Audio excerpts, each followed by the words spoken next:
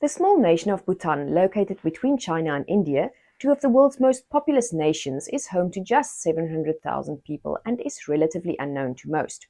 One thing Bhutan is known for, however, is its yearly measure of its citizens' happiness. The Bhutanese Gross National Happiness Index is conducted each year by happiness surveyors who travel the country asking average citizens how satisfied they are with their lives. Questions range from topics of financial security to marriage contentment, all to quantify the happiness of the people. This information is then condensed by the surveyors into a report and given to the government, who attempt to use it to form national policy. Bhutan is currently facing an economic downturn, and 1 in every 8 citizens is living in poverty. Bhutan prides itself on its preservation of culture and traditional way of life. Its citizens only gained access to television in 1999, and the country has resisted the expansion of most of the world's largest international brands.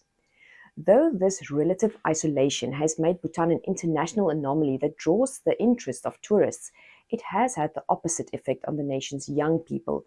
Many Bhutanese youth have decided to immigrate to other nations due to the lack of opportunities that Bhutan's closed culture can provide them.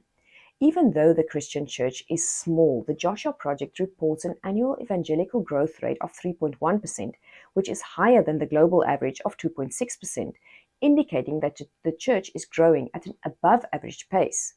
While Buddhism and Hinduism are the only recognized religions in the country, a partner of INcontext familiar with the country's religious landscape confirmed that Christianity is growing despite the limitations of evangelism and church activities.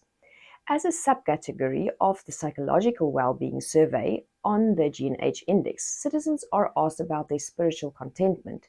As Christians, we know that true happiness, or better yet, true joy, only comes from developing a personal relationship with Jesus Christ. As people are pressed about the things that dictate their happiness, the church can pray for discontent to grow in people's hearts over their current spiritual practices, leading them to discover the truth of Jesus Christ and the joy of knowing Him.